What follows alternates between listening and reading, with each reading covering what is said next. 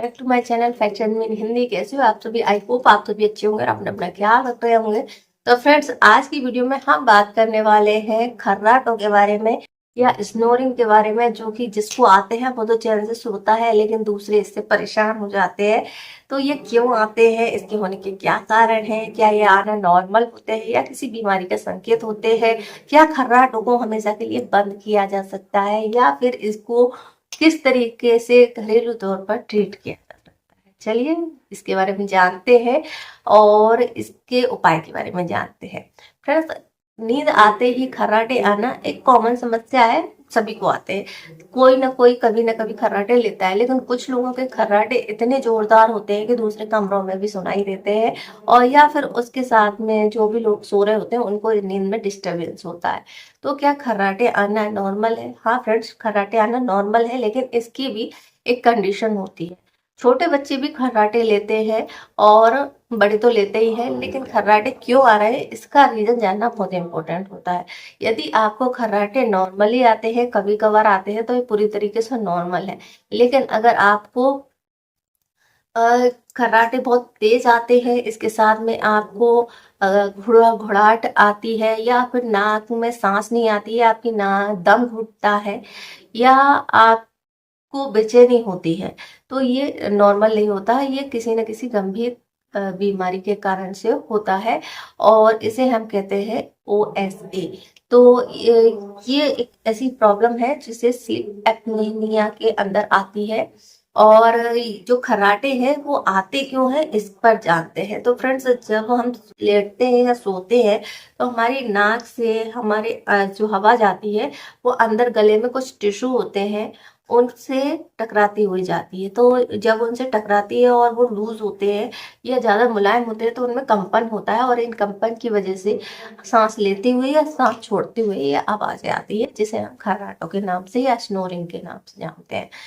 तो ऐसे में क्या खर्राटों को किसी तरीके से ठीक किया जा सकता है? पहले कारण जानेंगे। तो कारण में कई सारे कारण हो सकते हैं, जैसे कि आपकी सोने की पोजीशन गलत हो, या आपको सर्दी जुकाम हो, या आपको इन्फ्लामेशन हो किसी भी तरीके से, चाहे किसी बीमारी की वजह से हो या किसी एलर्जी की वजह से हो, तो आपको खर्राटे आ सकते हैं।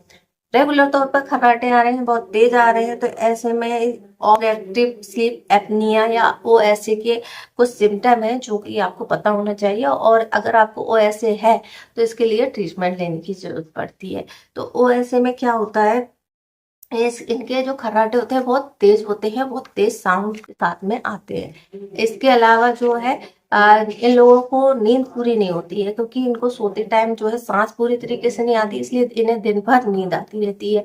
और जागने पर इनका ऐसा लगता है कि गले में कुछ अटका हुआ है, या खराश सी पैदा हो जाती है। रात को इनको घबराहट होती है या दम घुटन इनको महसूस होने लगती है, सीने में दर्द होता है, BP हाई हो सकता है, और आवाजें जो है बहुत ज्यादा तेज हो सकती है। तो ये OSA के सिम्टम होते हैं। तो अगर इनमें से कोई भी एक सिम्टम आपको आता है तो एक बार डॉक्टर से मिलना चाहिए। अब हम बात करते हैं खर्राटों के निजात के बारे में। तो खर्राटे आते क्यों है, इसके कारण में एक होता है हमारा वजन बढ़ जाना। वजन बढ़ने से क्या होता है, हमारे गले के हिस्से में जो टिश्यू है उन पर भी चर्बी चढ़ जाती है, और सांस मार्ग जो है वो थोड़ा पतला हो जाता है, क्योंकि चमड़ी वहाँ की अंदर के टिश्यू मोटे हो जाते हैं और हवा जगह कम बचती है, जिसके कारण से घर्षण होता है और आपको ये आवाजें सुनाई देती हैं। इसके लिए आप क्या कर सकते हैं, इसके लिए हम कर सकते हैं कि जो इंसान सो रहा है उसका सिर थोड़ा सा ऊंचा रखें, तो इसके कारण से उनकी गर्दन का हिस्सा खुला रहेगा और आवाजें कम हो जाती हैं। दूसरा होता है, अगर सीधा लेटने पे आपको खर्राटे तो करवट लेकर लेटिए। इसके अलावा अगर सर्दी जुकाम है तो फिर आप नेजल कंजेशन का इस्तेमाल कीजिए, जो कि आपकी नाक के द्वार को खोलने का काम करता है। इसके अलावा जो है आप नींद पूरी लें, क्योंकि अगर जो लोग नींद पूरी नहीं लेते उनको भी रात को खर्राटे आने की समस्या हो सकती है। इसके अलावा जो है बेड राइजर का इस्तेमाल कर सकते हैं, नेजल स्ट्रिप्स का इस्तेमाल कर सकते हैं, डायलेटर का यूज कर सकते हैं। ये खर्राटों को कम करने में मदद करता है। अगर आप स्मोक करते हैं, धूम्रपान करते हैं, तो इनको छोड़ दीजिए।